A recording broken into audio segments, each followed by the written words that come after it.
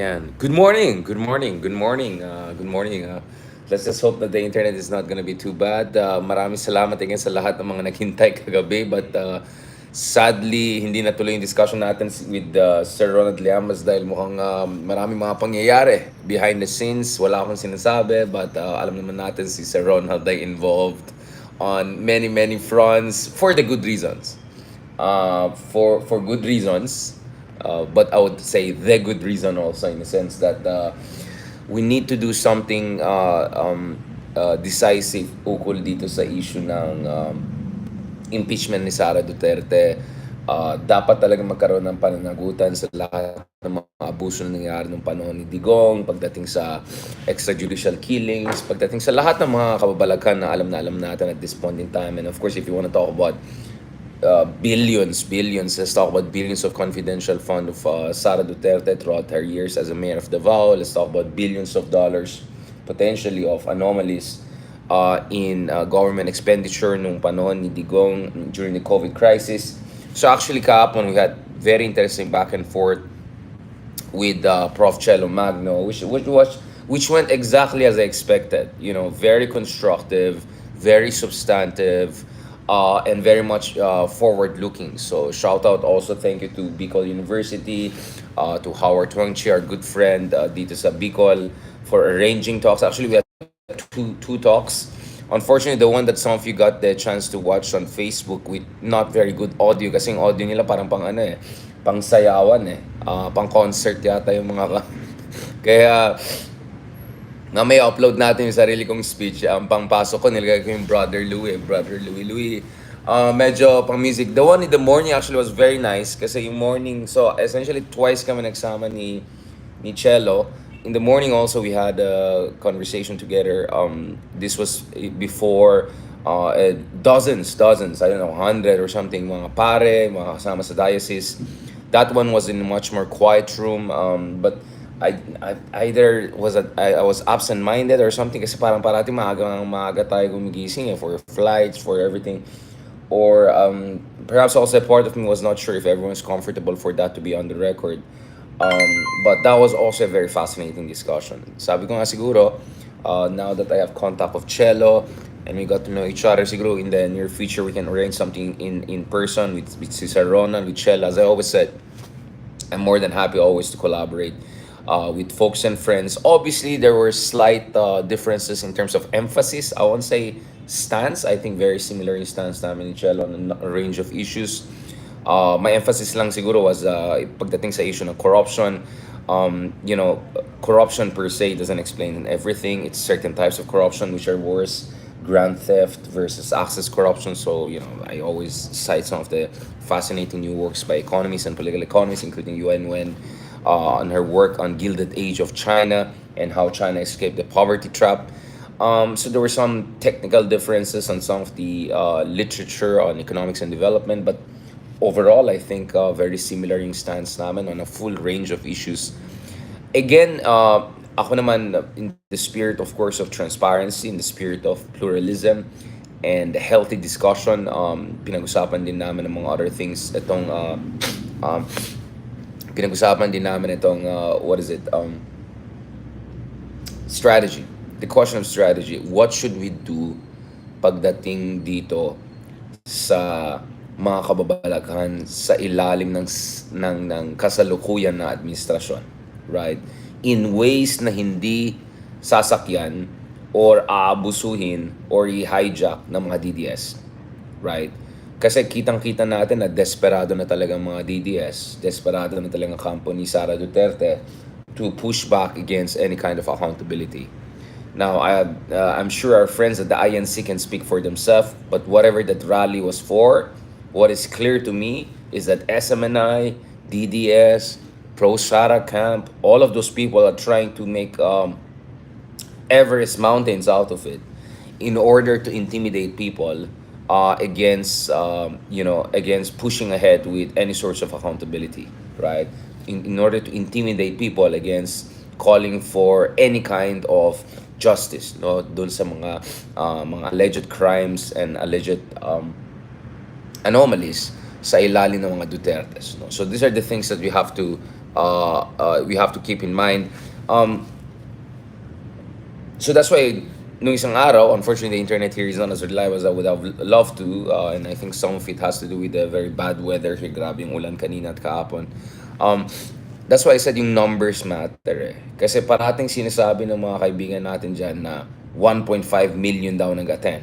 Now, I doubt 1.5 million were there in Quirino Stan per se. Maybe that 1.5 million refers to yung aspiration ng religious group all across the country. So siguro kasamang Metro Cebu, Metro Iloilo, mga iba't ibang syudad across the country. Baka yun, pag sinama mo lahat, baka yun yung target number nila.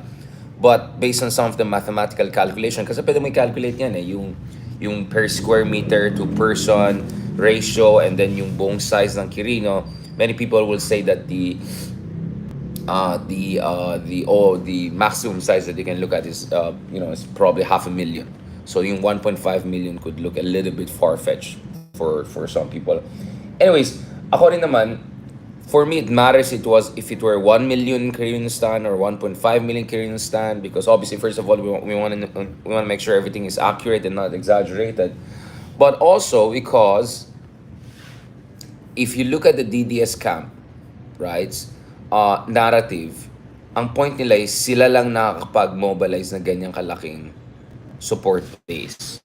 So therefore, sila pa rin ang pinakasikat, sila pa rin ang pinakamalakas. Ako naman sabi ko, sa pagkaalam ko, sa pagkakita ko, I mean, you can Google it yourself. If you look at the pink million strong rally, para mas malaking yung turnout. And of course, the pink million strong rally was not based on essentially a religious organization, a single coherent religious organization, essentially rallying its people. It was based on the voluntary volition, right, and civic exercise of duty by a whole host of different Filipinos from different political stripes and socioeconomic class, although of course predominantly from more middle income Filipinos. Maybe maraming C and to a certain degree upper D and a bit of A and B there. So nevertheless, I have doubts in if that were the biggest ever in recent memory, but that seems to be the claim. And then kung if you bother to look at guys yung SMNI coverage, paulit-ulit dinodrone ng SMNI yung Quirino pa ganyan, pa ganyan, pa ganyan, pa ganyan. And as I said, that's important because clearly SMNI is a pro-Duterte media outlet. And as a pro-Duterte media outlet, medyo hirap ang mga yan dahil for a long time, wala tayong nakikitang strong show of force by the pro-Duterte camp. Tingnan nyo yung may rally. Tingnan nyo yung mga iba't ibang rallies, whether in favor of Kibuloy, whether in favor of Rodrigo Duterte, whether in favor of Sara Duterte. Let's be honest, the numbers were not very impressive, to put it mildly. Napakalit yung turnout ng tao. Bakit tumatawag si Sir Ronald sa akin? Bakit po? Live po ako. Bakit po? Live po ako now. Now, wanna join? Tumatawag si Sir Ronald. wait. Sir Ronald, kailangan ko na umalis. Baka nanonood ka yata sa akin, ha? Nanonood ka ba, Sir Ronald? Tapusin ko lang to. I need to fly na, eh. Mamaya na tayo mag-catch up. Ano kaya? Anyway.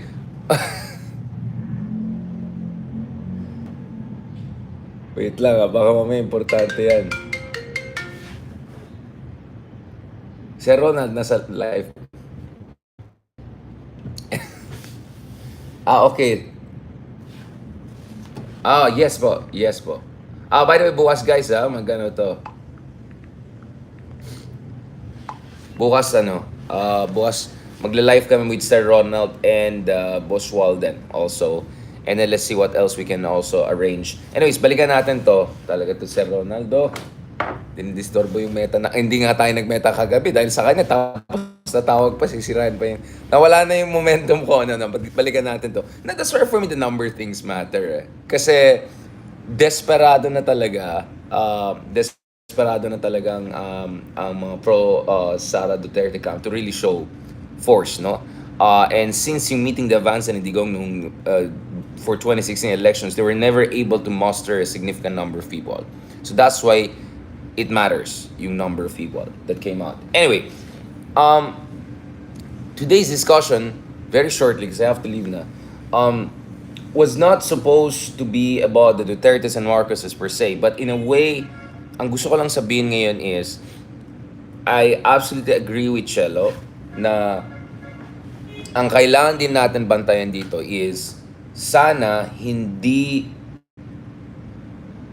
magkaroon ng sitwasyon kung saan ang mga progresibo, ang mga matapang na mga opposition leaders ay magiging unwitting also sacrificial lamb ng administrasyon. Dahil ang malaking problema po natin ngayon is that, oy, Elvira, nakita ko yung pinost mo. I mean, what's the point of posting things like that?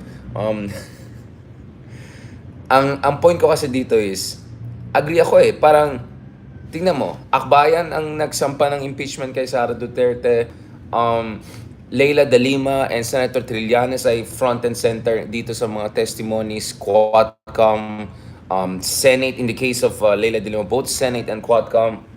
Mga katulad namin ni Sir Ronald Llamas sa mga others ay banat ng banat dyan, di ba? Banat by Ronald, banat by Ricardo, banat by Ronaldo. So actually, and obviously all of us come from a very genuine sense of outrage and kind of righteous anger in favor of democracy, accountability.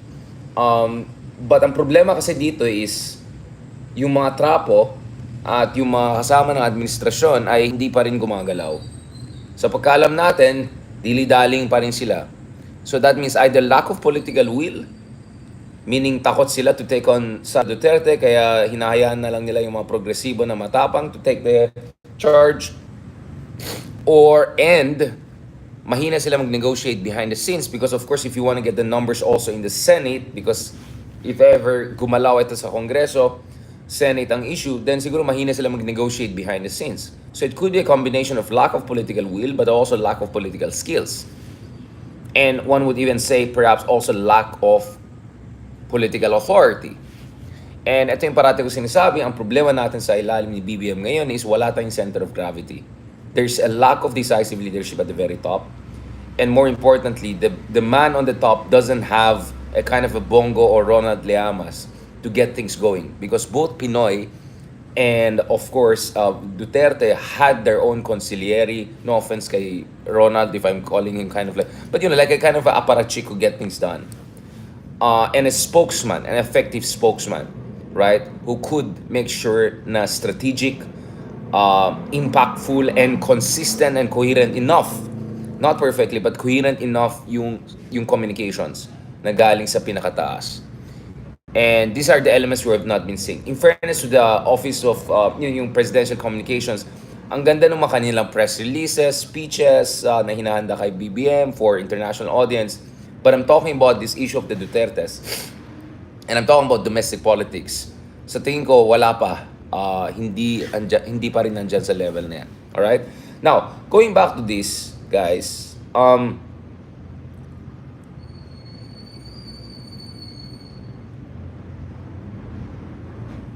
the reality is nagkakaroon ng mutual destruction talaga yung House of Duterte, House of Marcos. Because for everything that the Duterte camp would want to say, sabi nga ni Henry Kissinger, di ba? If for a guerrilla to succeed, all they have to do is not to lose.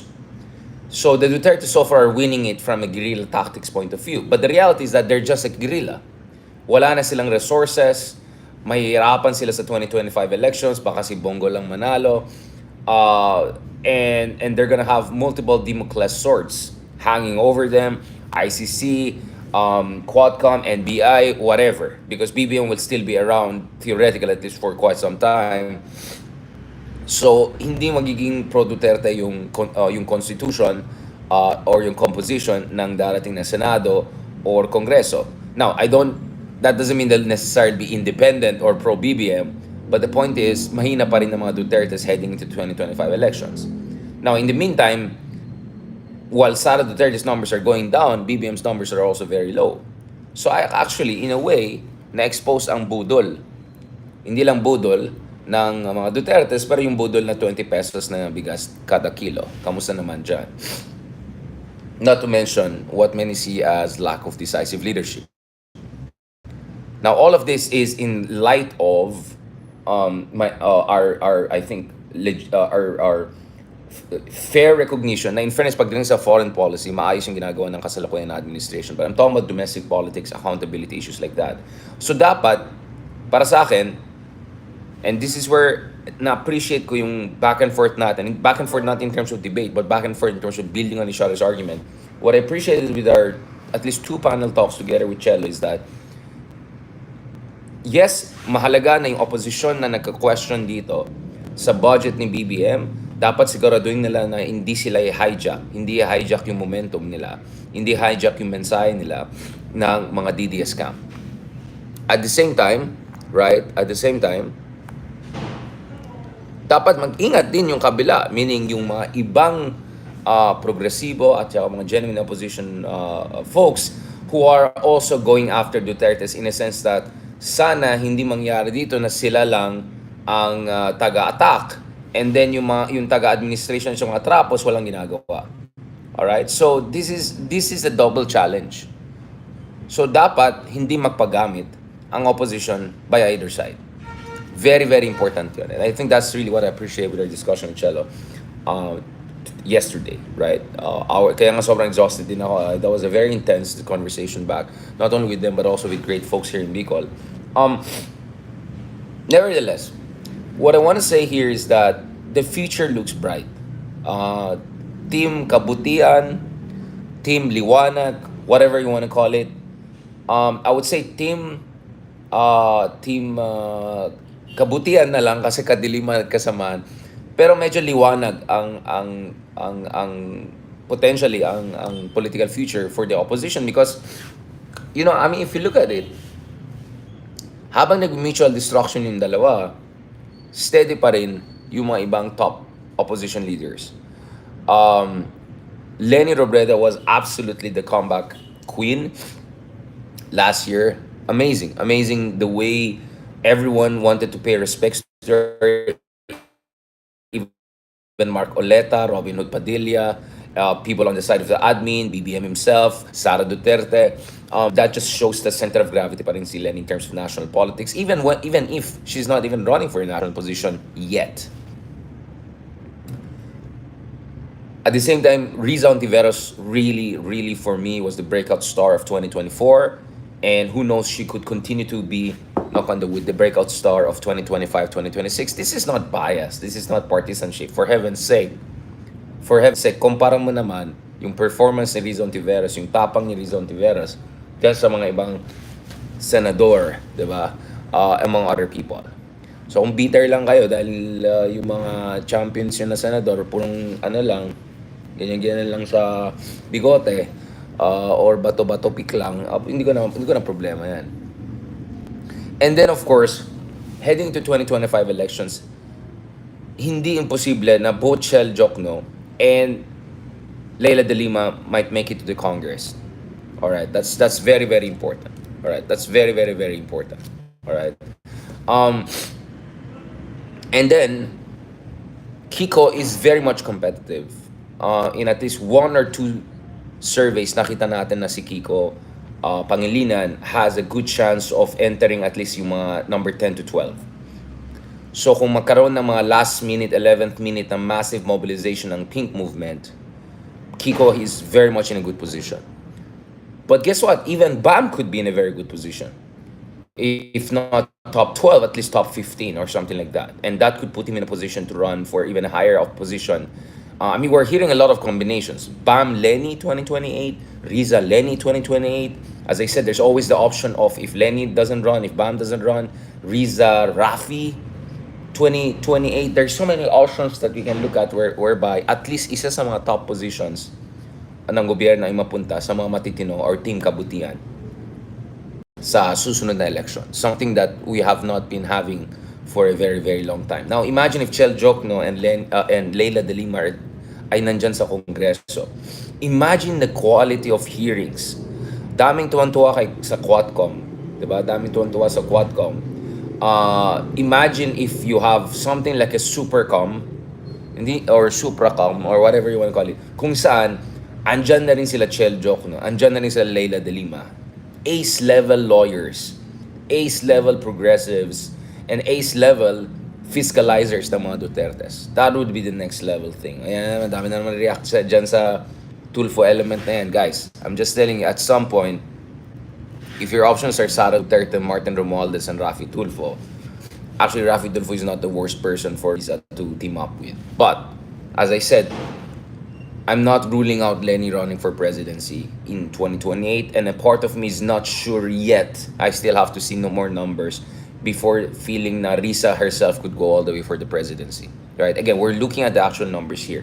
And dun sa mga hindi informed masyado, actually Rafi Tulfo has fantastic relationship with Risa Ontiveros, and Rafi Tulfo actually has a record of fighting for labor union groups, for labor groups, fighting for yung mga apektado na komunidad sa land grabbing. Just look at his back and forth with Cynthia Villar on issues of environment, land grabbing, among other things. So just keep that in mind, right? Politics is the art of the possible. But anyway, let's go back to Team Liwanag, okay? Sa Team Liwanag, I think Leni is in a very good position. I'm talking to people here in Bicol. Some of my friends were saying if had she run for governor, kayang-kaya niya talunin yung mga Villaferte. So there's a lot of confidence in Leni. And yung dahilan daw na tumakbo si Leni sa Naga is because she feels na, of course, ang Naga po ay legacy ni Jesse Robredo, yung ating minamahal na I would say is talagang totgang-totka tayo kay Jesse Robredo, because imagine what the Philippines would have been if someone like Jesse Robredo would have been our president. So I think Leni feels this responsibility to make sure yung legacy ni Jesse Robredo, at least in Naga, is preserved.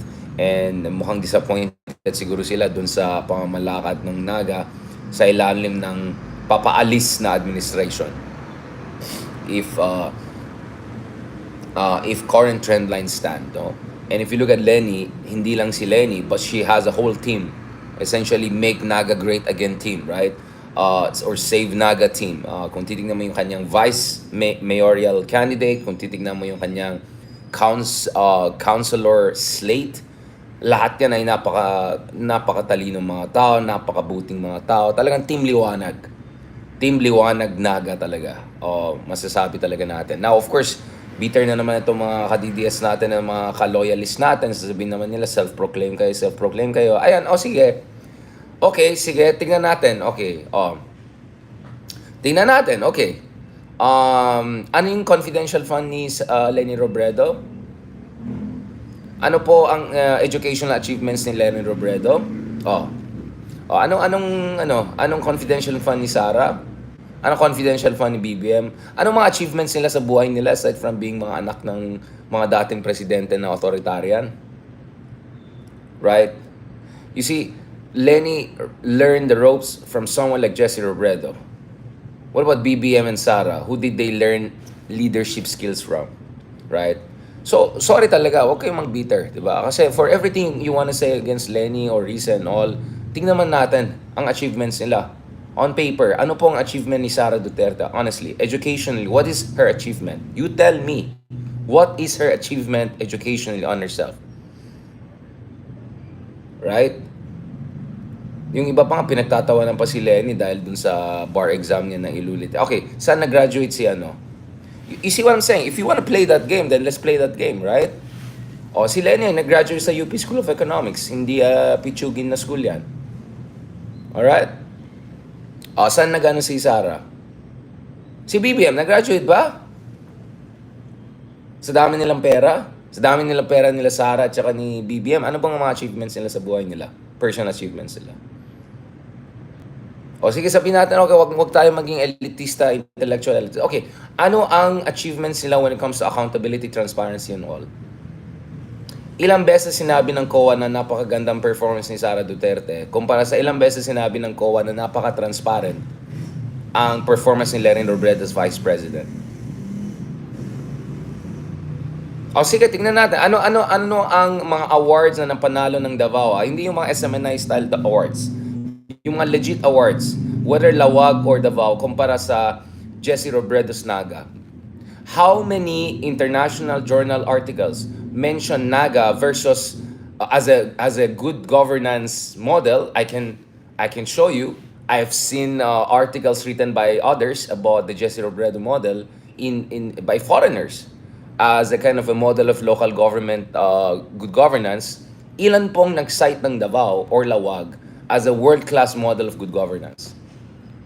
Sige lang, go lang tayo. Kaya bago kayo mag-troll sa akin dyan, nasasabihin nyo, bitter ka, bias ka, show me the numbers, show me the awards, show me the achievements. Show me. And then I'll drop it. Nahiya naman kami sa achievements ni Sarah at saka ni BBM nung kabataan nila. Nahiya naman kami sa mga educational achievements nila. Nahiya naman kami sa mga good governance achievements ng Davao and Lawag. Sorry Sorry talaga. Nahiya lang talaga kami. Pasensya na talaga. Please, sorry. Apologies. Sorry, Lord. There's a cross behind me. Kaya I'm just trying to be as nice as possible. Okay? So, when I say Team Kabutihan, ito po ay base sa achievements, personal achievements, moral integrity. When I say moral integrity, hindi ibig sabihin na anghel. Of course, lahat naman tayo imperfect. Ako pa lang. I mean, dami kong mga imperfections. But kumpara mo naman, 'di ba? As Biden said, don't compare me to the Almighty, compare me to my alternative. Kumpara mo naman itong mga Team Liwanag, Team Kabutihan na yan, pagdating sa personal achievements, pagdating sa governance achievements, dun sa kabila. Please lang. Please. Ilagay ko yung email ko dyan. Paki-email sa akin yung mga achievement ni Sara Duterte at ni BBM from Lawag, from Davao in terms of good governance, world-class governance. Paki-send sa akin yung list ng journal articles, academic works about Davao and Lawag being good governance, good models, best practices. And then itapat natin dun sa mga pag-aaral by political scientists, experts from all around the world, citing Jesse Robredo's Naga. And then, yung CV ni Leni, CV ni Risa, personal achievements nila, itapat po natin sa personal achievement ni Sara Duterte at ni BBM. Sige, itapat natin. And then, itapat natin, ilang beses sinabi ng COA na matinong ginawa ni Leni kumpara kay Sara Duterte. Itapat po natin yan. Sige lang, walang problema yan. Be my guest every single day, my friends. Every single day. So, ang bitter po ay hindi ako, kayo po ang bitter. So, yun ang problema ko, guys. Bakit natin hinahayaan tong mga to put us on the defensive? We have no reason to be defensive. Dahil po, yung mga tao na sinasabi natin na champions of good governance ay world-class leaders. May personal achievement. Alright? Di natin sinasabi na perfecto. Isa ako sa mga tao na sinasabi, sana itong ginawa ni Leni, sana itong ginawa ng opposition. Okay naman yan. Alam naman nila yan. Kaya ang daming galit sa akin na taga-opposition. Okay lang yan. Pero, at the end of the day, tapatan mo naman yung achievement level nito sa achievement level nito. Aside from being anak ng dating diktador or anak ng dating, well, semi-diktador yung isa, ano yung personal achievement nila?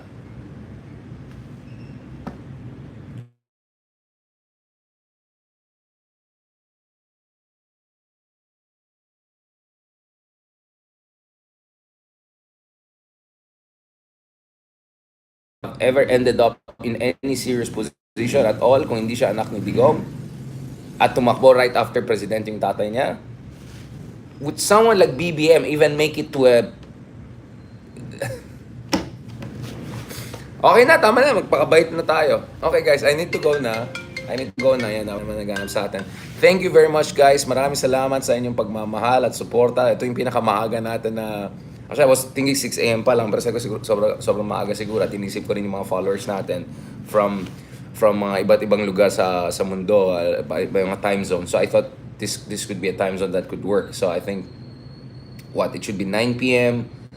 9 p.m. sa East Coast, as 5 p.m. sa West Coast. Perfect pa rin. Okay. On that note, thank you very much guys. Pasensya na kung minsan medyo nag-aasaran tayo and all. But real talk tayo. Real talk talaga tayo. There's nothing to be defensive about. And there's everything to be, hindi proud as in the sinful sense of the word, but in the sense of, angkinin dapat yung mga galing at saka mga achievements ng Team Liwanag / Team Kabutihan, si 5 o'clock sa California. Thank you very much. God bless and talk to you soon. Maraming salamat. Ay, wait. Ito.